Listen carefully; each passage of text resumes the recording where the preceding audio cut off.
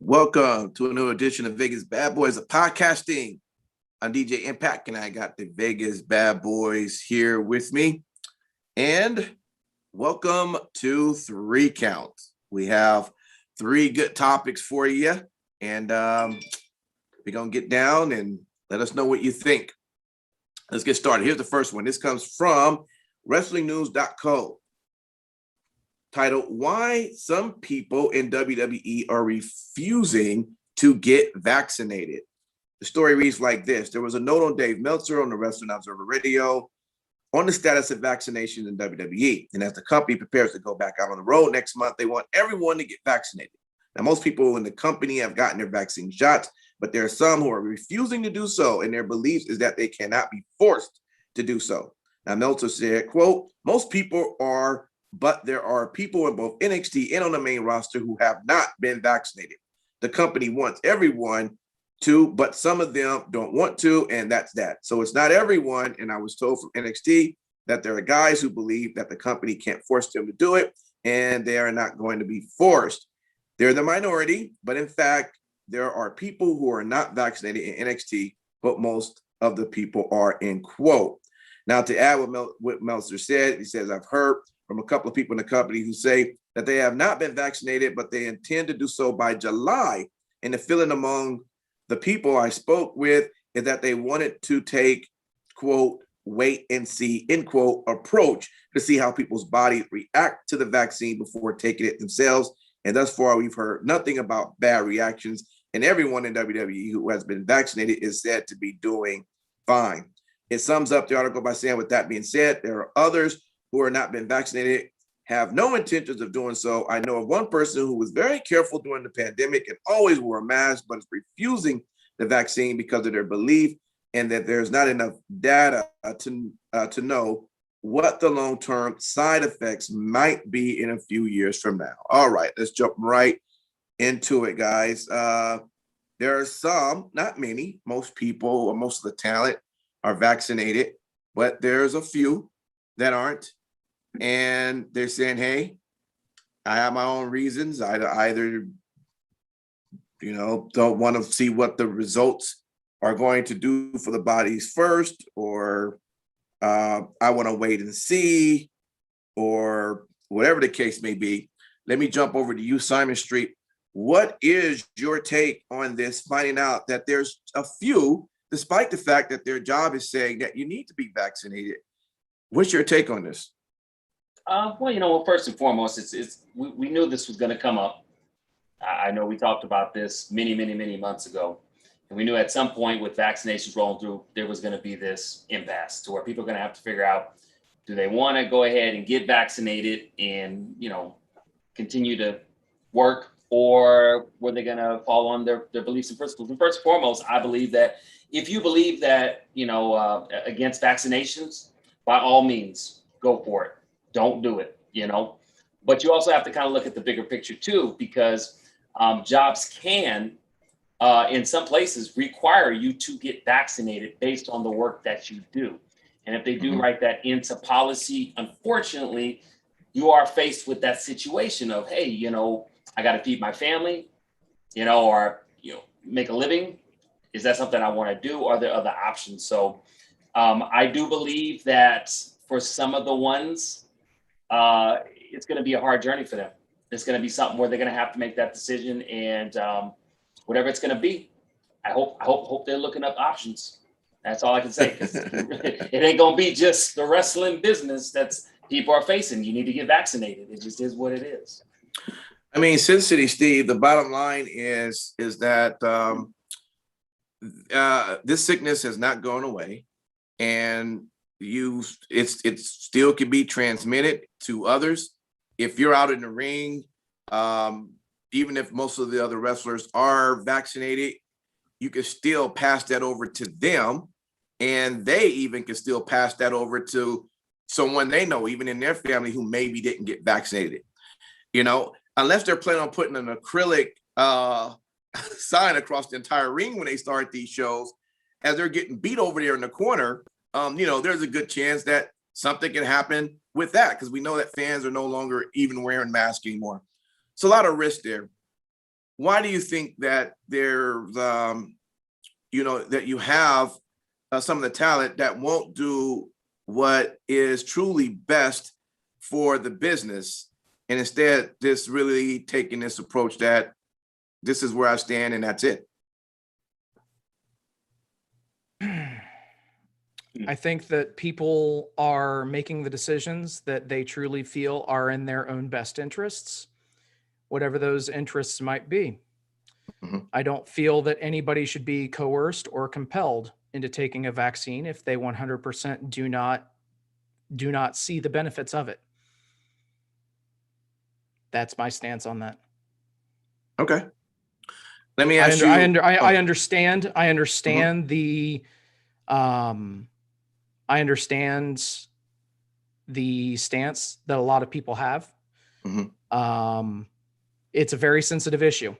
It is an issue of health, and it is an issue that we all have to, no pun intended, wrestle with.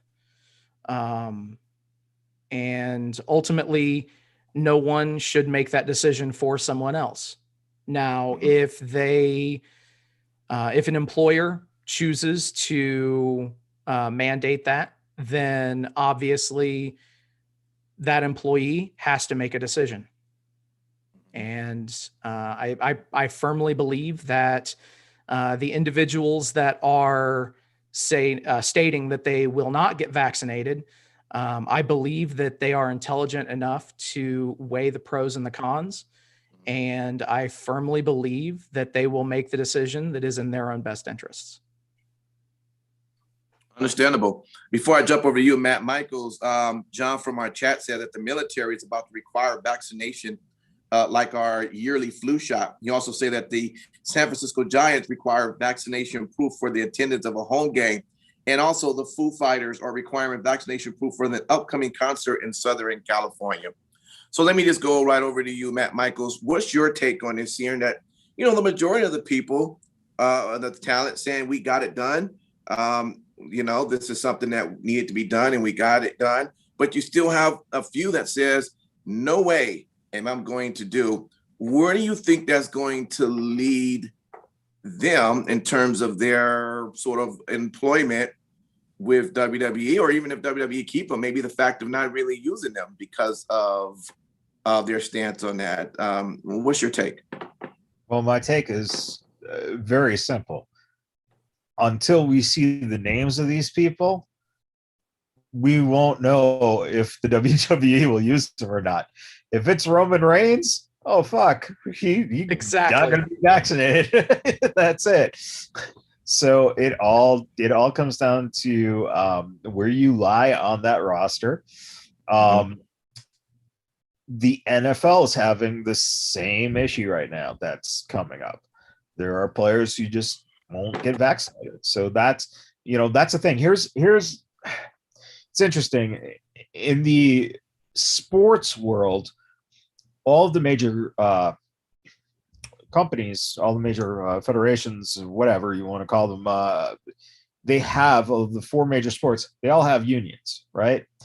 So it would be harder to implement a vaccination policy because of the unionization. You have to go through all the different steps. You have to get approved, et cetera, et cetera.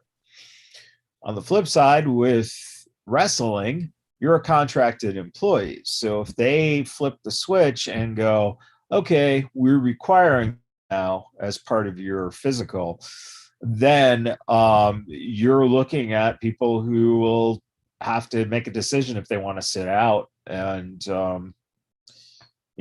probably not get paid until they're willing to come around to it. So I think the best solution is simple.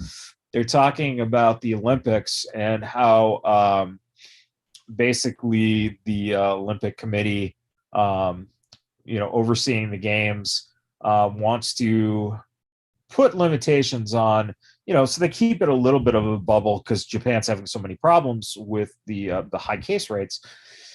And one of the things they said that they were thinking of is telling the athletes there's no drinking, okay?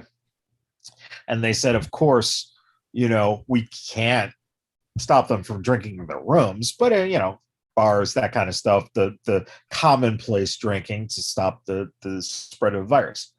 If you tell wrestlers that there's no drinking unless you're vaccinated, everyone will be vaccinated by 5 p.m. the next day. All facts, brother. All facts. Yeah. In fact, one of the people here on our chat, and I guess his name's Topher, he just says, I've always wondered if people's opinions of vaccines are changed if their political party is or isn't in office. So very interesting thought there. And of course, Shant jumped in and says that he is vaxxed and he doesn't have any long-term side effects. But then again, with his immune system, it's much different than others. So your choice is if you want to get vaccinated or not. So you know what, real quick, the only reason why it's cool that you said that is because I have a lot of friends who do have a compromised immune system. And one of the things that if you are interested in getting vaccinated, to please make sure that you are partnering with your primary physician, because some of those side effects can throw you for a loop, whether it's Pfizer, Moderna, or you getting the one shot from Johnson & Johnson. Definitely you need to consult with your doctor. Okay, awesome. Let's move over into count number 2, which is from ringsidenews.com. And it's titled, Eric Bischoff says AEW isn't in the same universe as WWE. Now, these are his quotes. My opinion is AEW are not competition. They're not even close. They're not even in the same universe in many, many respects. You can't really compare WWE to AEW. AEW has been around effectively for 2 years, and WWE has been around for 30 or 40 years or whatever it's been. And my point is you can't really compare them. And what AEW is doing now, in my opinion, as is MLW, Impact, ROH, is they're taking advantage of and drafting from the massive audience from WWE has created. And there's enough interest in wrestling in general, in large part because of the success of WWE over the decades. And that companies like AEW, Impact, ROH, and MLW, they could come in. And I think more and more MLW is going to be a part of the conversation more than it has been in a while. But all these companies are taking advantage of an audience, but they're not taking anything away from WWE. They're just not. He finishes up by saying, when AEW or any other company starts taking market share, like I did, I like how you do that in, like I did, like WCW did, now you got my attention. And until then, everybody's just showing up to the party and taking some free chips. It's not costing WWE anything. Maybe you can suggest that one of the reasons Braun Strowman, for example, was able to negotiate such a big contract was because Vince was afraid he was going to go to AEW. Sure, we covered that. But I think now WWE is at a point where everybody's going, it's cool for AEW. It's good for the business. Everybody loves variety. It doesn't hurt anybody. And they're not taking anything away from WWE. And I'm interested to see what happens when people actually start taking market share and they're currently not taking. And he says, that was my goal back in WCW. Let me move over to you, Simon Street. Eric Bischoff says that AEW isn't in the same universe as WWE. Do you agree with that statement and what he says?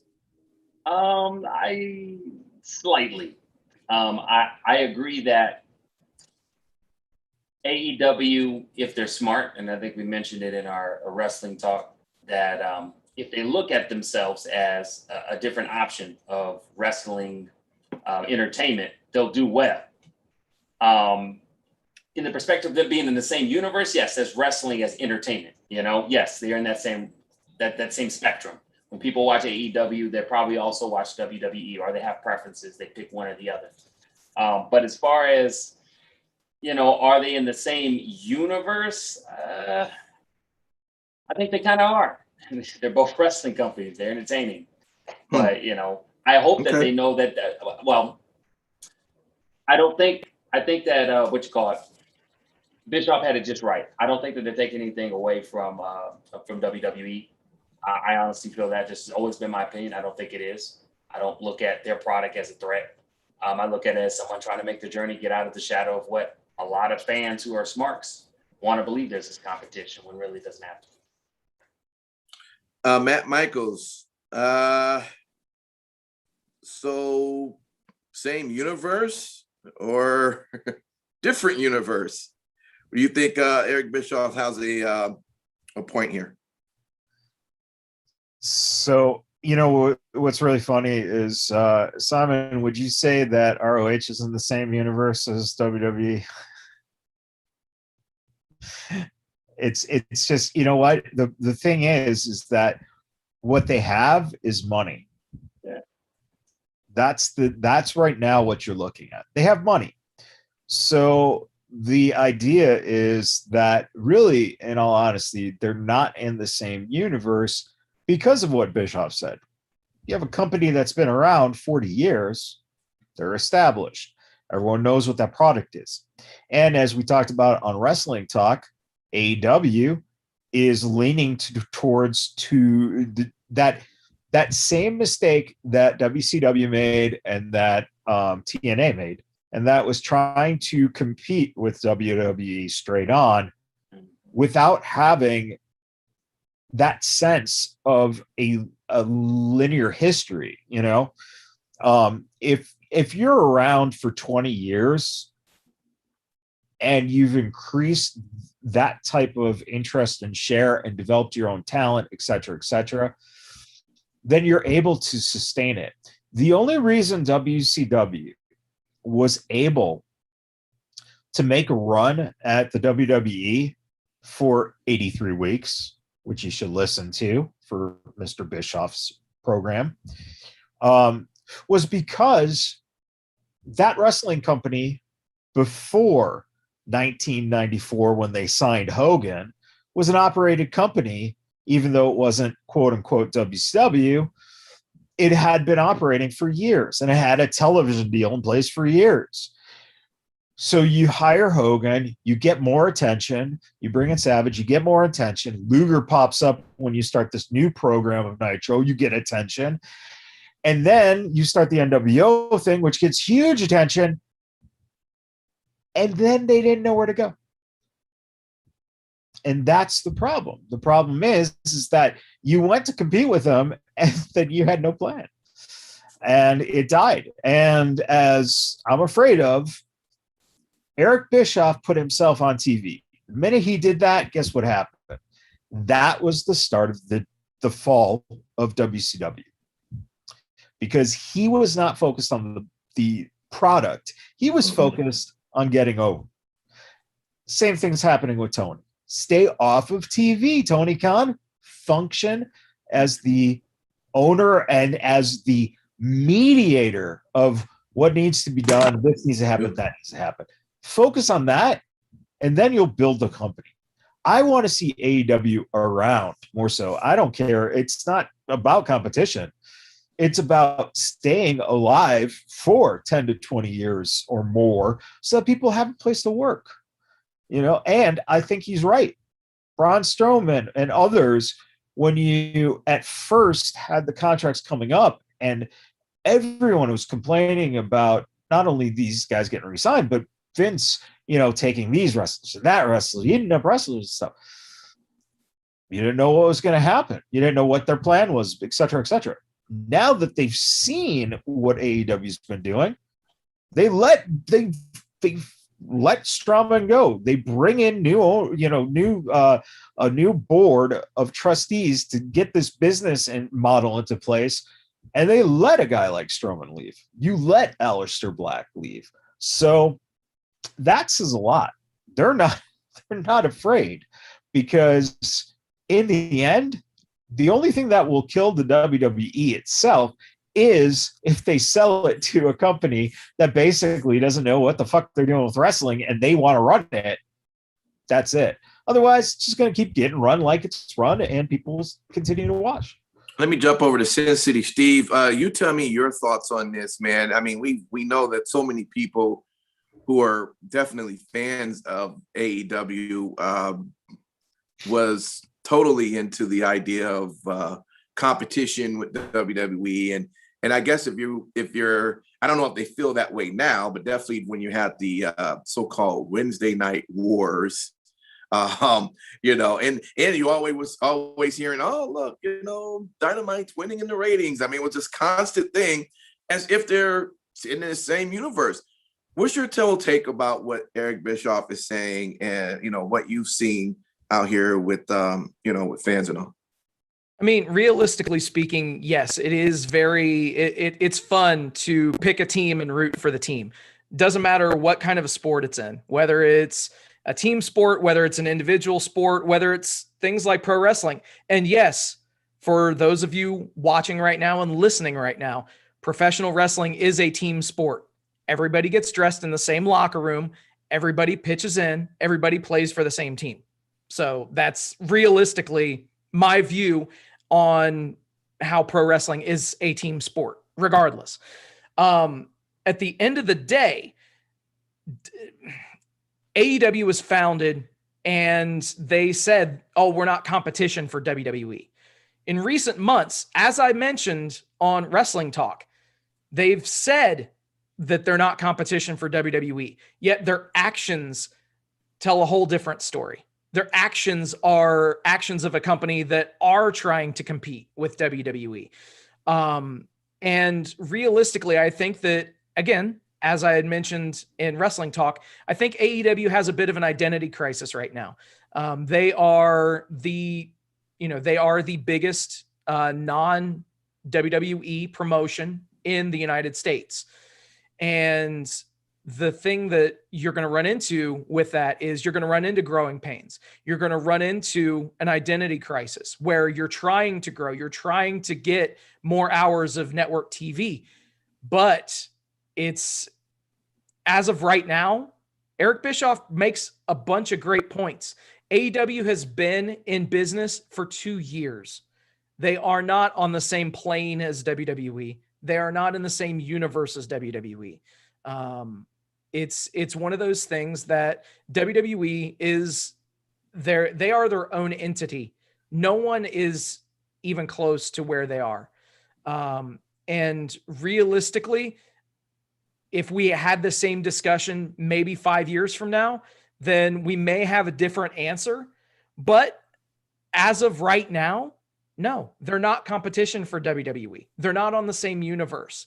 And it's really, it's kind of a cold splash of water that they're being compared to MLW and Impact and ROH, but it's the truth. It's the truth right now. Yeah. Mm-hmm. One of the interesting things that you just said, Steve, was the comparison to MLW.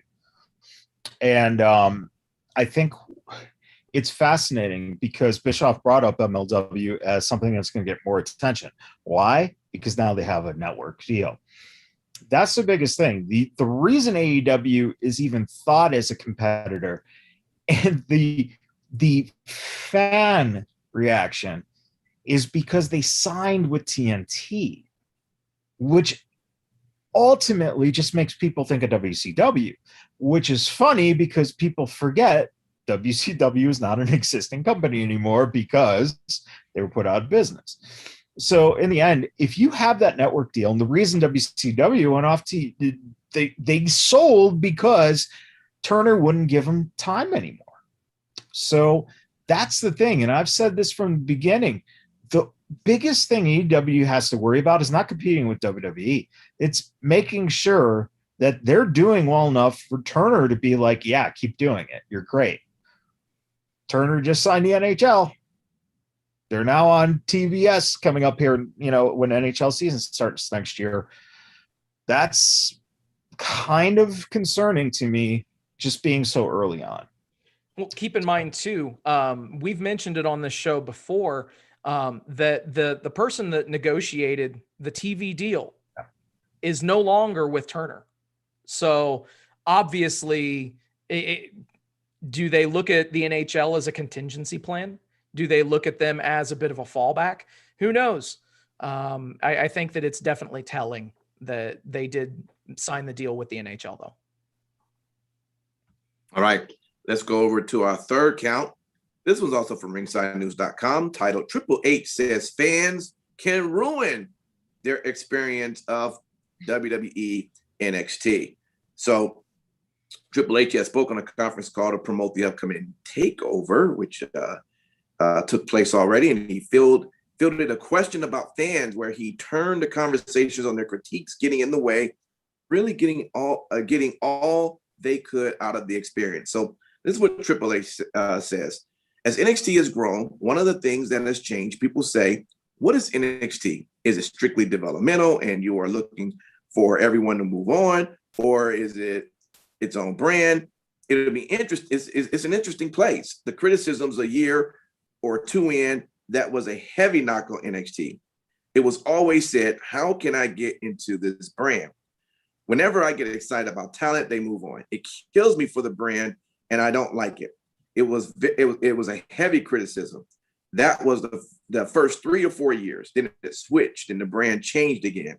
There would be some talent that is in a position for a long time, and they might not fit in different places, or might not go different places. Some talent don't want to leave and expand beyond. But maybe the schedule doesn't work for them physically. Whatever it is, it's funny to me that everyone is so worried about where everyone is going to go or land or how it'll play out long term. How about watch it? Do you like it or not like it? Do you have to say, I like it, but I like this other thing more? Watch it or don't, and stop trying to figure out where everything goes. You know, fans ruin their own stuff half the time trying to figure out where everything goes and how, and then search for the thing to find out what it is that can ruin it for them, so they're not surprised when it happens. And to finish, he says, I don't understand that. I'm thrilled with the brand is and where it is. Do I want it to get better? Yes. Do I want it to grow and expand? Yes. People would take this line and use it out of context, but it's a marathon, not a sprint. And I'm not here to make a brand that is around for a few years or a few minutes. I want it to be long-term. How is long-term? It morphs and evolves. It shouldn't be the same. If the same 3 or 4 years from now, then we made a mistake. It's just like people, you grow. Let me jump over to you, Matt Michaels, on this one, just to start it off. Triple H, I mean, you know, it's funny when I would always used to tell people, which is the reason why I don't jump into a lot of the chats and I haven't watched anything, is that I hate when, you know, something is being, given results of, when I am a person who loves to watch wrestling and take what I'm seeing as is first time and to get excited about what I see. You know, I'm not a person that needs to find out. It's funny when, you know, I'll mention something like, and you know what? I haven't seen Aleister Black forever. And someone go, oh, you didn't know he was hurt?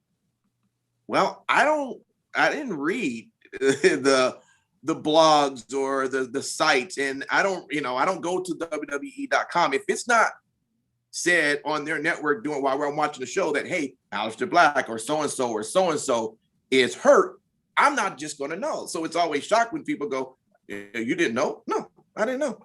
My bad. I guess that's why I didn't know. What Triple H is saying here, do you think he's really got a point? I mean, fans really do mess up a lot of their experience of what they're trying to do. And not just from NXT. You could probably say it from any of these organizations. But would you say he's right on point when it comes to that? I think he was on the call for NXT promotion. So, and obviously he's in charge of NXT. So I think this was relegated to just in the sense of NXT. Of course, you can say that about other, you know, companies and other, you know, their own programming as well. What I find fascinating about this is, yeah, of course, fans do that. They deal with Star Wars.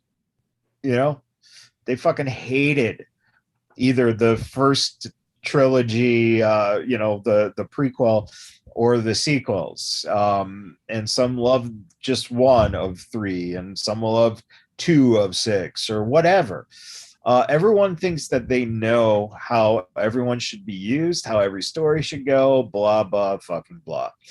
What I find more fascinating is the fact that if you look at the WWE's main roster now, since the time NXT started as the developmental, including the PC and NXT itself, almost 95% of that roster and the main roster are all people who went through NXT at some point. So they're doing something right. And even though wrestling fans will give their opinions on NXT, the truth of the matter is that they still have more of a hatred towards WWE and look at NXT as a separate thing. And they feel that that's a better product than what they're seeing on the main roster, because the people they saw at the lower roster are now on the main roster, and it's not the same to them. They don't compartmentalize the difference between what NXT was at, not even at first it wasn't even broadcast. Then it became the hour show. Then it got put on TV. Then it got expanded to the 2 hours. So now it's a bigger brand. And like you said, it's evolving. So truth of the matter is that, let's face it, wrestling fans are just self-centered bastards who love to just fucking complain about everything, mainly because they don't fucking do it. So yeah. Let me jump over to you, Sin City Steve, and I'm just gonna throw out this question, but you can tie it into what we're talking about here. So maybe it'd be a good idea to keep the Thunderdome, because with that you can control that narrative from the fans. And what's your take on what was said in here? And that comment. So, I mean, realistically speaking, to answer your question right out of the gate, I think WWE actually could survive and continue to do things from the Thunderdome. Because as we've seen in their earnings calls, they don't need live attendance. Right. Realistically, they don't need fans showing up to, for their balance sheets so that they look good on paper. They're already generating billions of dollars without that. So realistically speaking, it is what it is. However, yes, it definitely will allow them to, or rather it would allow them to continue to get the reactions that they're looking for. But I genuinely think that the last year and a half that they've been doing shows from the Thunderdome, dare I say, has allowed there to be a fair amount of, for lack of a better term, propagandization, getting people to give the reactions that they're wanting to get. Obviously, you're going to have those people that are going to give different reactions than what they're looking for. Great case in point, actually, tonight with Adam Cole on the NXT, or excuse me, breaking the time-space continuum on Sunday night with the NXT In Your House Takeover show. Adam Cole was cheered, and obviously he's a heel. So you're going to run into that kind of stuff where if fans legitimately want to cheer somebody, they're going to cheer that person. If they want to boo somebody, they're going to boo that person. I think that realistically, fans, we are our own worst enemy when it comes to this kind of stuff. It's not just pro wrestling fans. Michael's hit on that a little bit with Star Wars, but it's not just Star Wars. It's not just entertainment. It's sports. It's anything where you have fans in attendance in a live setting where, hey, if I make enough noise, then I can possibly influence something, or I can start a wave, or I can start a cheer, or I can start yada, yada, yada. So you're always going to have that stuff. Yeah. At this point, it's about mitigation more than anything. And I think that as a fan, I would love for everything to come back. I would love for fans to be in the stands. So do not misconstrue what I said at the beginning of my point as me saying, oh, well, I don't want them to have, to tour in front of fans. Pro wrestling needs fans in order to get the best possible reaction, not just from, viewers at home, but for us, for me, for the overall experience. It's just ingrained. It's at the core of what pro wrestling is. But I think definitely that fans can ruin a lot of things.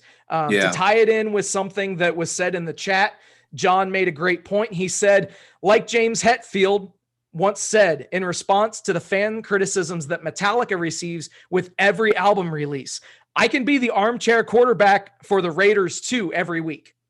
And that's spot on. Like, how many times, if you go to a game, do you see people heckling the people on the field or on the ice or on the court?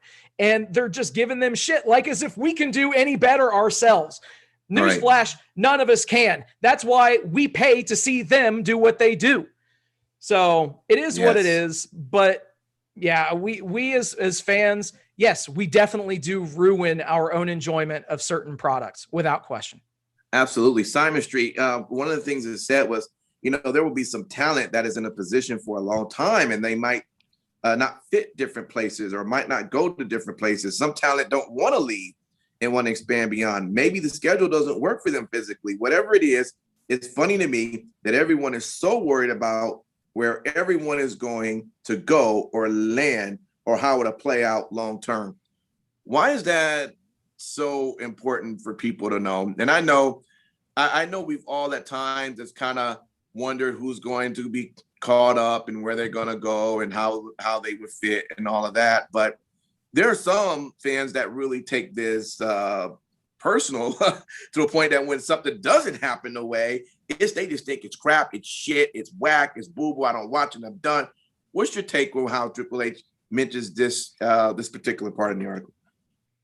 Well, first and foremost, thank you for all the people that lose their shit every time shit doesn't go their way, because you keep me entertained all the fucking time. Every time I hear a rant, somebody going off talking about, oh my gosh, look, breathe, rub on your earlobes and say woosah, first and foremost. We all got opinions. They're like assholes. We all got them. But at the end of the day, how much are you willing to die on the hill on your damn opinion? Like, I like to look at the rap sheets. I like to have an opinion. Shit, Michaels knows. At the end of the day, it's not a big fucking deal. At the end of the day, it's entertainment. You know what I mean? We all entertained. It's fun. You know what I mean? Yeah, we like to speculate, but at the end of the day, we don't pay the bills for WWE. WWE pay the bills. And although we could try our best to clamor and have an uproar and pretend like we're going to boycott, because a lot of fans pretend to want to boycott the product, but flip-flop the next damn week and watch the same fucking product. Y'all know who y'all talking about. But at the end of the day, it's fun. It's what fans do. Like Michael says, we fickle as fuck. I added the fuck, but we are fickle. Not that big of a deal, man. Calm the fuck down. Breathe. That's all I got to say. Yeah, no doubt. Believe it or not, we have a quick run-in topic. We got to get right to it because, Triple H, he was on this conference call and apparently he said something else. And I don't know if you guys are going to agree with that. Let's get right into it. CageSideSeats.com. Thunder Rosa responds to Triple H bad take on women wrestlers. And they said that Triple H has some very bad answers on the media call ahead of the weekend's NXT takeover in your house. And some of those ill-advised answers involved equality in women's wrestling. Ooh, Simon Street gonna really get on this because he's got his new take on his show. But let me keep going. Triple H said that all the best women wrestlers in the world either work for WWE or want to work for WWE. And it's true that some women of the very best women wrestlers in the world do work for WWE. There is nothing inherently wrong with Triple H expressing how proud he is of the quality of the women's wrestling in his promotion. However, it can easily be proven false that all the best female wrestlers in the world would like to work for WWE. All it takes is one counter example. And that's why Thunder Rosa responded to Triple H's remarks with, the best female wrestlers are not located in one company, not even in one country. They are spread over many companies in many countries, talented women across the globe.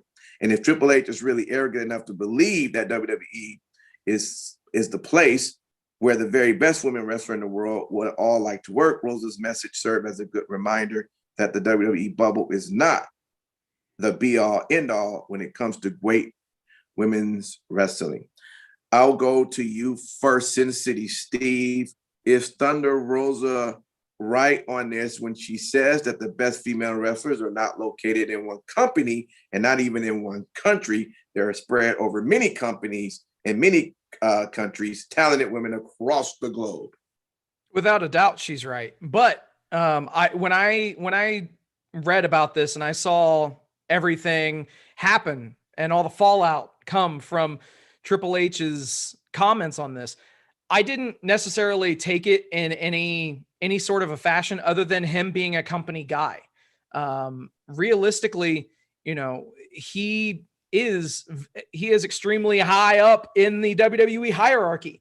So of course he's going to put his own company over. He's going to say that all of the, you know, top female talent want to work in WWE or already work there. I did not take it as necessarily a slight on women's wrestlers or anything of that nature. I took it as him being an over the top company shill. And I mean, that's just how I took it. I didn't see any kind of like, oh, well, you wrestle somewhere else, so that must mean you suck. That's not how I took it at all. Yeah. Simon Street, Sin City said, yeah, he's says that Triple H is a company guy. I mean, as a company guy, do you think, you know, you should kind of know the kind of language to use and how things and words synthesis can get misconstrued, and you can, you know, have issues like this? Do you think this puts Triple H in a bad light, a bad spot, even if he wasn't saying it the way Thunder was making it appear that he was saying it? Slightly. If it was going to happen to anybody, it's better it happens to Triple H, because, you know, he's somebody that may listen to some of that, versus if it was Vince McMahon, he totally wouldn't have heard it at all, wouldn't give a shit about it. But Thunder Rosa is right.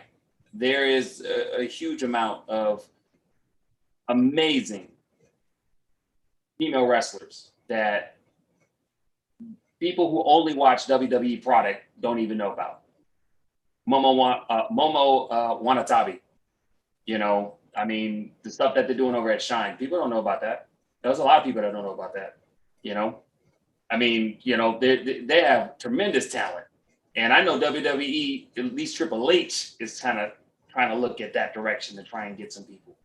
You know, there's a lot of people that, you know, we haven't quite seen break through on AEW, you know, other promotions, countless promotions, indie scenes. So she is definitely 100% right on that. I'm going to tell you that right now. But I do think that Triple H, to answer your question, Triple H probably should have known what he was getting into, because right now, women's wrestling is the conversation. And it's no longer just an opinion. It's the conversation. It is a requirement. If you're going to have a successful promotion, you have to be able to have that as a part of your promotion. You don't have that, and, you know, maybe just my opinion, not going to stack up in the long term. So Triple H probably will cant some kind of way, or, you know, but yeah, it's not as bad. I think the public kind of blew this out of proportion a little bit larger than what it was. I'm glad Thunder Rosa said what she said, because she's exactly right. I love how she just speaks her mind, and that's what makes her amazing. The truth be told, that's all I can take it from. I'm almost with Steve. I didn't see it as a bad 100% thing. All right, so we got Matt Michaels here. Triple H, he said that all the best women wrestlers in the world either work for WWE or want to work for WWE. So, you know, it's interesting. So if people were truly honest with themselves, I wonder how the majority of people would answer the question of, if you had the opportunity that it was given to you, would you work for that company? And, you know, I personally believe that most people would say yes, they would want to. Could be wrong. There could be that one. But is Triple H wrong in his overall thinking about what he said about this? I mean, most people will definitely say that listen, I brag on Impact's knockouts all the time. But we, at the same time, you know, when it comes to kind of watching some of the top notch in wrestling, a lot of them, yes, they come from NXT, they come from WWE. That's not shitting on none of the others. Although with AEW, you should. Had to just throw that in there, City.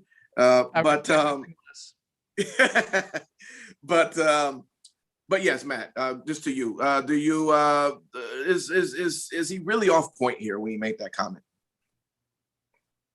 So, I think you hit it kind of on the head. I mean, one of the things that's always said, you know, with guys is, you know, if you didn't get in the business to be headlining a WrestleMania or be the WWE champion, why are you doing it? Mm-hmm. Right. Yeah. And that just, it goes to show in terms of, again, you're talking about a company that's been around for 40 years. It's a proven entity to bringing yourself to the next level of recognizability, right? Mm-hmm. You become more marketable because you're on that brand. And with women for years, you know, it wasn't the case, right? So what they were able to do was basically calibrate the whole idea of women's wrestling. And a lot of it had to do with the fact that they were just lucky to be able to bring in a person like Paige, right? Paige kind of was the first one kind of getting it going. Mm-hmm. And this all came because they were able now to develop it in NXT. And one of the main factors is you had a guy like Dusty Rhodes down there, right? So again, it goes to show that most of your roster right now, except for like Natty and Tamina, I think, I don't know if there's anyone else on the roster who wasn't in NXT. So it was a way to develop the platform. Once the platform got developed, then you had these women break into their own because they have personalities, they have the skills, they have now the equality that you're seeing. Mm-hmm. And the biggest difference is basically,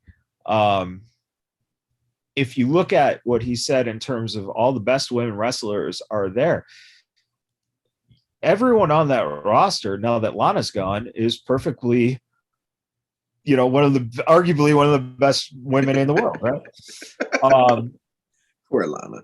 Where you look at the other companies, you see only, you know, if AEW right now, if you pulled Britt Baker out of there, you know, mm-hmm. It's like, oh, okay, you know, so you know, it comes down to just, you know, yeah, of course, if you're in Japan, you might want to stay in Japan, not because you wouldn't like the opportunity, but maybe it's just because you want to stay in your own country. You know, there's more factors to it than simply, you know, the best versus not the best. And I think that it got simplified into him saying that means that every other woman who doesn't want to be in the WWE is not good. Right. And that's just not true. And again, you know, you fans are so fickle. Just wanted to start this as a fight of, you know, look at him, you know, and, you know, it is what it is. And quite honestly, boy, I let's put it this way. Ruby Riott was caught by surprise that she was let go. Do you think Ruby Riott would not, in a second, if offered a new contract, go, yeah, I'll come back? Yeah. Because she didn't want to go, you know? So that's what it comes down to. If you're enjoying what you're doing and you're there, and then that's also the other thing too. Let's face it, again, there's not a lot of spots for all the talent that's in the world. Mm-hmm. So unless unless they're planning on doing All women show. yeah, and 2 or 3 of them every week, Yeah, you got a good point with that one. But let's start with one. But yeah, no, I mean, the all woman show would be fine. Yeah. But that's what I'm saying is, like, there's only so many spots, and unless you have 3 shows a week that can feature all this talent, we were just arguing about Shayna Baszler on Wrestling Talk and how she was misused. And the fact of the matter is that I don't think Shayna is going, boy, I want to get the fuck out of here. Fuck these people. I want to go wrestle for a company that will make me the top person. Right. So, yeah, I mean, it might not be the most eloquent of the way to say it, but I think more so that he was just referring to the fact that they have the top women's destination on the planet, especially if if you want to potentially look, Alexa Bliss, no one's talking about her wrestling ability right now. Right. She's going into other places. She's going to be an actress. There's no doubt. So, yeah. Awesome. Good stuff, guys. That is our 3 count. We have that run in as well. We want to thank everybody for listening. We're going to give our final thoughts for the week. Programming note: we will not have 3 count on next week because it's going to be the weekend of Father's Day, and we will be celebrating that. Either us being fathers ourselves, or we celebrating our fathers who are still with us. We'll be just celebrating that time. So with that, we want to have a 3 count, but we will have another podcast in place. It'll be a good one. It's always good to check them all out. All right. So with that, our final thought, Simon Street, what you want to tell the good people out there? Thank you, everybody. I just wanted to say personally, thank you, everybody who listened to episode 1 of For the Love of Women's Wrestling. I appreciate it. I'm working on episode 2, and hopefully that'll drop very, very soon, sooner than later. And then also, too, just everybody have a great rest of your week. And thank you for supporting us. We do this for y'all, and we appreciate every one of y'all that tune in and listen on the live shows and, listen into all of the different programming that we have. We really do appreciate you. And we hear you and we see you. Thank you. No doubt. Sin City Steve. Thank you guys for hanging out with us tonight. Thank you for liking, sharing, subscribing, doing all the stuff that you guys do. We greatly appreciate it. Special shout out to every brave man and woman serving this country on lands foreign and domestic. You enable us to do this show and everything that we do. So thank you. Last but certainly not least, repsports.com, reppsports.com. Go there for all of your pre-workout, energy drink, and general wellness needs. Again, repsports.com. Use promo code Vegas at checkout and save yourself 15%. No doubt. Thanks to the city. Steve, Matt Michaels, what you want to tell the good people? Goodbye, everybody. Also, thanks for hanging out for our chat. We saw all of you. We got your comments. We thank you. We always appreciate you for hanging out in our chats. All right. With that, you all take care.